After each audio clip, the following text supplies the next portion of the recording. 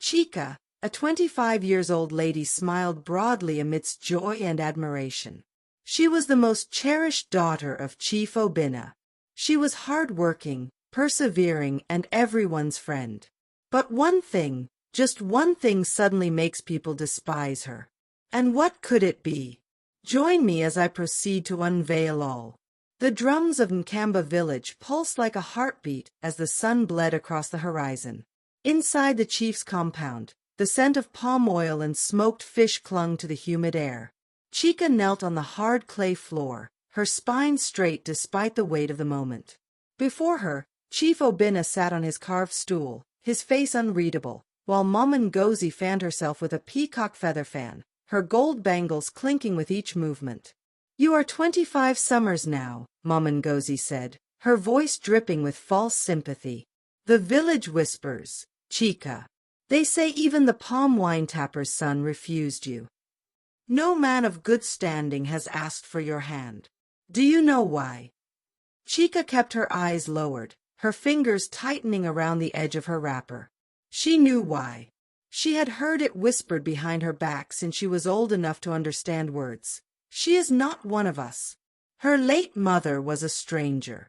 The chief only took her in out of pity. Okechukwu has agreed to marry you," Mama Ngozi announced, as though bestowing a great gift. A murmur rippled through the gathered family members. Chica's stomach clenched.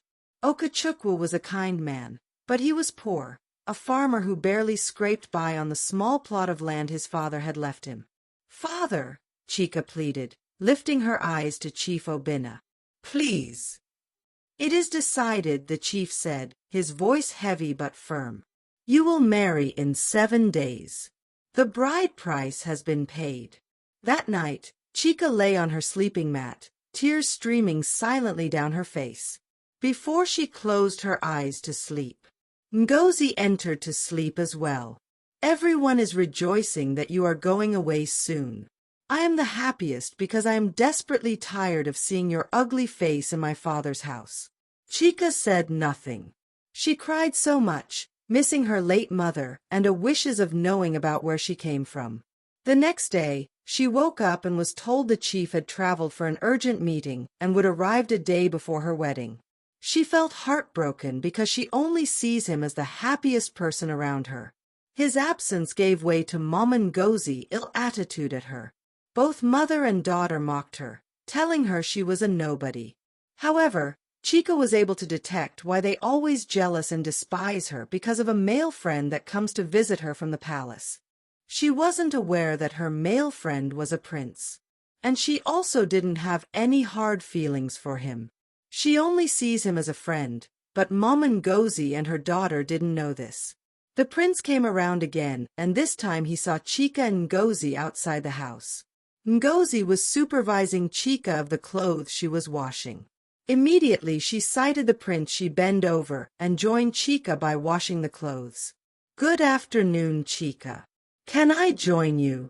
"Oh no, please don't, Festus. How are you doing? I love your dressing. Is the prince back? The one you told me about?"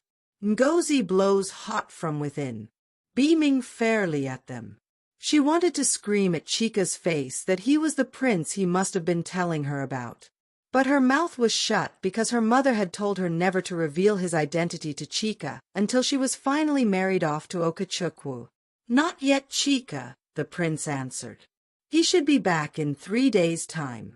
I will be glad to meet the prince of this our village. He can't even meet you again, because you would be in your poor farmer husband's house," Ngozi said dejectedly to her in her mind. "Ngozi, make sure you take care of your sister. She shouldn't overwork herself. Just like what she is doing. She might be a queen tomorrow. Queen my foot. She can never be a queen while I am alive. Never." Ngozi replied jealously in her mind while nodding her head pretentiously as if happy for Chica. "You can have your seat. Let me bring you a sweet palm wine." "No, I don't want. I am happy seeing you both face. It gives me joy." Ngozi's heart thumped in excitement, hearing what the prince said. She asked Chica to stand up from the clothes, and she continued to wash it happily. Chica washes her in disbelief, unable to utter a word. She sat with the prince and they began to chat. She was thinking if she should tell him of her marriage, or it should rather be kept secret until the right time to tell him. The chief returned and the wedding preparation began. Rain fell on Chica's wedding day, turning the red earth to blood. No ululations greeted her procession, just the hollow knocking of wooden spoons against calabashes, the traditional salute for second brides and unwanted daughters. Chica wore undyed cotton, her hair matted with ash as custom dictated for brides without pride. Okachukwu stood stiff in his late father's agbada, the embroidered lions on the shoulders frayed with age. When he lifted her veil, his calloused fingers trembled against her cheek. The feast consisted of a single scrawny chicken shared among 50 guests. Chica counted the ribs showing through its roasted skin as Mama Ngozi loudly proclaimed, "Such a fitting meal for such a modest union. At least this is what you wanted. You should be satisfied now," Chica muttered, glaring at her. That night, Okachukwu's hut smelled of damp earth and bitter herbs. He slept on the floor without being asked, his breathing steady as rain pattered on the thatched roof. Chica lay awake tracing the cracks in the mud walls, wondering which would collapse first, the hut or her spirit. She remembered the prince and her eyes became weary of tears. She felt she should have informed him and didn't know when they would meet again. At the village well, the women formed a wall of turned backs. Chica water pot slipped for the third time, shattering on the stones. "Clumsy as a blind goat," cackled a fellow woman. "It shows she was bewitched by her late mother," another woman said. A shadow fell across the broken shards. "Use mine." Chica looked up into Okachukwu's face beside her as he came up from afar. He held out a smaller pot, its sides blackened from countless fires. "The trick," he murmured as he helped her rise, "is to balance with your hips, not your neck." His hands guided hers to the proper position, lingering just long enough to steady her. That evening, she found him mending her torn wrapper by firelight. "Why are you kind to me?" she blurted. Okachukwu's needle stilled. "Because I know what it is to be the village disappointment." He rolled up his sleeve, revealing jagged scars. "My father's marks when I preferred carving to combat." "Your father must have been a very strict man. How could he try to change your passion?" "Well, I believed he should be proud of me in heaven now," he smiled at her. The rains came early in the morning next day, flooding Okachukwu's fields. Chica waded through knee-high water to salvage drowning yams, her hands raw from pulling roots. At dusk, she found him hunched over a block of mahogany, his knife moving in sure strokes. "For you," he said, holding up a finished figurine, a woman dancing with arms uplifted, her features unmistakably Chica's.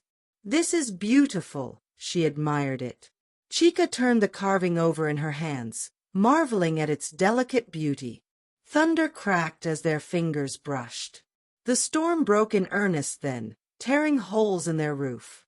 They worked side by side through the night, catching rainwater in gourds, their laughter ringing louder than the tempest. When dawn came, for the first time, she fell asleep feeling something unfamiliar, something like contentment. At Chief Obina's house, Ngozi dressed beautiful, her mother standing by her side as they converse with the prince. He had been visiting their compound to check on Chica, and that day, Ngozi had promised to take him to Chica's house. When he heard she was married, he was heartbroken and didn't expected Chica to keep it a secret from him. "But my prince, you might not want to stay around their compound, because it smells like a refuse dump, very stinking," Ngozi said politely, beaming pretentiously. The prince understood her motives and declined her badmouth. He ordered her to take him there without accepting her intending approach. "But my prince, you shouldn't think about Chica again. She isn't your type. I am more compatible for you." "Really? But you aren't my type." Ngozi and her mother stood flabbergasted, embarrassed by his response. The market day burned hotter than usual. Chica was haggling over dried fish when silence rippled through the crowd. The prince, Ngozi, and her mother was with Chica. A stranger arrived. He was tall, his skin darker than midnight, his robes finer than anything Kamba had ever seen. A golden amulet hung around his neck, glinting in the sunlight. The villagers fell silent as he passed, his presence commanding respect. "I seek a woman named Chica," he announced, his voice deep and resonant. "Daughter of Neka." Chica froze. Neka, her birth mother's name. Mama Ngozi pushed forward, her eyes narrowed. "Why do you seek her?" The stranger's gaze locked onto Chica. "Because she is not an orphan. She is the lost princess of Umunri." Gasps rippled through the crowd. Umunri, a wealthy, powerful kingdom far to the east. "Her mother fled with her during a coup," the stranger continued. "Now the throne is hers." Mama Ngozi's face twisted in horror. "This is a lie." But the stranger produced a golden bracelet identical to the one Chica mother had left with her. The missing half of the royal seal. Chica's hands trembled as she took it. Memories flooded back, fragments of a life she had almost forgotten. A palace. A woman singing to her. Running through the night, fear choking her throat. As the village erupted, Okachukwu stepped between Chica and the grasping crowd, his body a living shield. "Impossible!" Mama Ngozi exclaimed shockingly. "What a pleasant surprise!" the prince uttered surprisingly. "I must be dreaming. I should be dreaming. No, what?" Ngozi stammers frightfully. Chica noticed how happy the prince is, and they both hug. Jealousy ran through Ngozi's vein. She fumes up like a tiger. She never expected things to turn out in Chica's favor. "I am happy for you, my dear friend. Thank you very much, my prince. You are a true friend. Thank you for everything you did for me. And I'm glad I get to know who you are. I never knew you were a prince." "It is okay, Chica. At least you were never a bad person. I saw everything. How you were treated by Mama Ngozi and her daughter. But you choose to face all their bullies showing it. Your husband, Okachukwu, is a lucky man." "Ha!" Ngozi exclaimed shockingly, looking at her mother. "I wish you well back to your route," the prince uttered and patted Chica back. They set off to Umunri after Chief Obinna had sent her off with her husband. On the third night of their journey, as they camped beneath a towering baobab, Okachukwu stirred the fire silently. "You don't have to come with me," Chica said softly. "You could return to Nkamba." Okachukwu's hands stilled. "And do what? Watch Mama Ngozi gloat over driving you away." He shook his head. "Besides, I made a promise." A rustling in the bushes cut off Chica's reply. Bandits emerged from the darkness, their knives glinting in the firelight. "Give us your gold, royal bitch," their leader snarled. Okachukwu moved faster than Chica had ever seen. He shoved her behind him as the first bandit lunged. The knife meant for her heart sank into Okachukwu's shoulder instead. Chica screamed as he fell, blood soaking through his tunic. "Stay with me," she begged, pressing palm fronds to his wound as the royal guard fought off their attackers. Blood seeped through her fingers like the red clay of Nkamba. Okachukwu gasped. "If I die—" "You won't. Please don't leave me," Chica snarled, tearing her finest wrapper for bandages. "It's not deep," he gritted out, though his face had gone pale. All night, she recited the healing chants her birth mother had whispered, mixing them with Okachukwu's own herb lore, remembering every kindness Okachukwu had shown her. When his fever broke at dawn, the royal guard murmured, "The queen has her mother's healing hands." Chica looked down at her stained, calloused palms and finally understood her strength had been growing all along, watered by Okachukwu's quiet faith. The golden gates of Umunri shimmered in the dawn light as Chica caravan approached. The royal guard blew the ivory horn, its deep bellow echoing across the valley. From within the walls, answering horns sounded in a cascade of recognition. Princess, the guard said, bowing, the city awaits. Chica turned to Okachukwu, his shoulder still bandaged from the bandit attack. His eyes widened as he took in the towering walls adorned with leopard carvings, the glint of spears along the battlements. She reached for his hand, feeling his calluses against her royal bracelet. Inside the gates, the streets erupted. People poured from their homes, some weeping, others singing the old coronation hymns. An elderly woman broke through the crowd, falling to her knees before Chica. "You have her face," she sobbed. "Queen Neka's very eyes."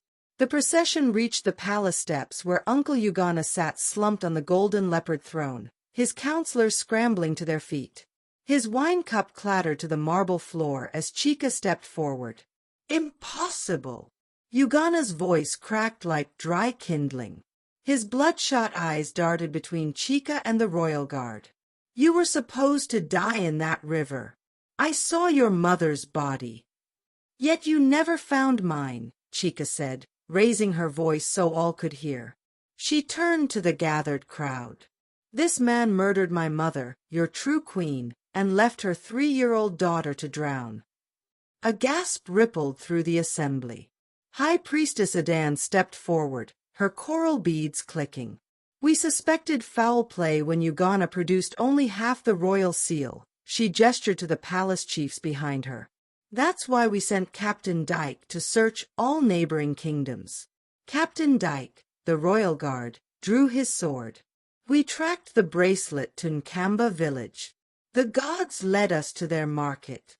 Ugana's face purpled. "Lies! That trinket proves nothing." He lurched from the throne, but his own guards hesitated. Then Chief Izudu, the oldest palace advisor, shuffled forward with a wooden box. "There is proof." His gnarled hands opened the lid, revealing an identical golden bracelet. Queen Neka's dying command was to hide this until her daughter returned. The crowd murmured as Izudu fitted the two bracelets together. They clicked into one seamless circle, the leopard's eyes glowing with embedded rubies. A collective gasp rose as the symbol of Amunri's royal line became whole. Ugana's knees buckled. "She was weak," he spat desperately. "Our enemies were circling." "Liar!" A voice rang out. Chica turned to see a wiry man pushing through the crowd, Ugana's former bodyguard. "I was there that night. The queen had just signed a peace treaty with the northern tribes when Ugana poisoned her wine." The revelation ignited the crowd. People began stamping their feet in the ancient rhythm of judgment. Ugana stumbled backward, his elaborate robes tangling around his legs. High Priestess Adan raised her staff. "By the laws of our ancestors, a usurper must face the truth before punishment." She turned to Chica. "Princess, how would you have him confess?" Chica studied her trembling uncle, remembering how Maman Ngozi had humiliated her at the market. "Let him speak before all. Then let the people decide his fate." As guards dragged Ugana to the palace square, the entire city gathered. Children sat on shoulders, elders leaned on canes, all straining to see the fallen regent. When forced to his knees, Ugana's defiance crumbled. "It's true," he croaked. "I wanted the throne. Neka was too merciful with our enemies." His voice grew stronger as years of bitterness poured out. "But the child was never supposed to survive. The river should have." A rotten fruit splattered against his face. Then another. Soon a rain of refuse pelted the deposed king as the crowd's jeers grew deafening. Chica raised her hand for silence. "Uncle Ugana," she declared, "you will spend your days in the quarry, breaking stones to rebuild the roads you neglected. Every morning at dawn, you will kneel before my mother's memorial and confess your crimes." The people roared approval. As guards hauled Ugana away, Captain Dyke brought forth the royal mantle. But Chica hesitated, turning to where Okachukwu stood awkwardly at the crowd's edge. She walked to him and took both his hands. "A queen needs her king," she said loud enough for all to hear. Then softer, just for him, "and I need the man who taught me my worth." Okachukwa's face brightened up in excitement, imagining how his low life was soon changing to a royal status. The coronation feast lasted 7 days. 5 years had passed since Chica reclaimed her throne. Umunri flourished under her rule. The granaries overflowed, the children laughed in the streets, and the palace walls shimmered with new murals depicting her mother's legacy. On the anniversary of her coronation, as the golden sun dipped behind the hills, a servant rushed into the throne room. "Your Majesty," the young maid, Neka, named after Chica's mother, bowed hastily. "Mama Ngozi and her daughter are at the gate. They beg for an audience." Chica exchanged a glance with Okachukwu, who now sat beside her as king consort, his farmer's hands now adorned with a single, simple ring. "Let them in," Chica said, curiosity lacing her voice. The great doors creaked open, and there stood Ngozi and her aged mother, both dressed in tattered wrappers, their feet bare and dusty. They fell to their knees, their foreheads touching the polished stone floor.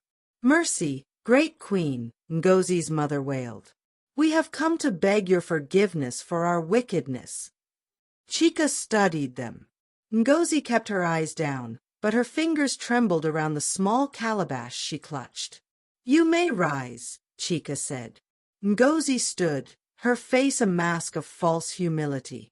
"We bring you a gift, my queen. A rare palm wine from our village, blessed by the elders. A token of our repentance." She extended the calabash toward Chica. Neka, the maid, frowned. Something wasn't right. Chica reached for the drink, but before her fingers could close around it, Neka suddenly gasped. "Your Majesty, wait." She stepped forward, her eyes wide. "The seal on this calabash, it's broken. And the scent, it's too bitter for palm wine." Silence fell over the throne room. Okachukwa's grip tightened on his staff. Chica's gaze hardened as she looked back at Mama Ngozi. "Is this true?" Chica asked, her voice dangerously soft. Mama Ngozi's lips twitched. "She lies. It is only wine." Chica turned to her guards. "Bring another cup." A servant hurried forward with an empty vessel. Chica poured a small amount of the liquid into it, then held it out to Ngozi. "Drink," Chica commanded. Ngozi's face paled. I cannot. It is a gift for you alone." "Drink," Chica repeated, her voice like iron. The guards stepped forward. Ngozi's hands shook violently as she took the cup. She hesitated, her eyes darting around the room, searching for escape. Finding none, she lifted it to her lips and took the smallest sip. Then she coughed. Her face twisted in pain. She clutched her throat, gasping. Her knees buckled, and she collapsed onto the floor, writhing. Her mother screamed, falling beside her. "What have you done? You shouldn't have drank it." Ngozi's breath came in ragged gasps. Her skin flushed an unnatural red, veins bulging at her temples. She clawed at the ground, her eyes wild. "Confess," Chica demanded, standing over her. Ngozi whimpered, tears streaming down her face. I hated you," she choked out. "The Prince of Nkamba, he loved you, even till. He scorned me for you. And when you were gone, he still spoke your name in his sleep by what I heard." She coughed violently, blood flecking her lips. "I wanted you to suffer. I wanted you dead." Her body convulsed. Her mother wailed, clutching her daughter's shuddering form. "Please do something. Please do something. My daughter must not die, my queen," she pleaded around, bowing her head to the ground in front of Chica. Then silence. Ngozi's body stilled, her lifeless eyes staring blankly at the ceiling. The throne room was deathly quiet. Chica exhaled slowly, then turned to the grieving mother. "Take her body back to Nkamba. Bury her in the earth she so loved to spite me with." The old woman sobbed but dared not argue.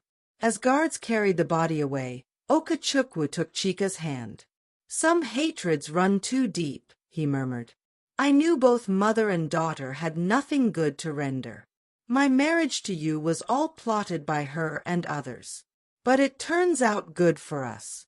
Chica nodded, watching the sunset paint the sky in blood-red hues. But ours does not, and they brought us together for our good. How about we invite your friend, the prince, for a visit? I will certainly be glad to do so by your support. They both smiled. Thank you for watching. Do well to subscribe and enjoy more of my stories.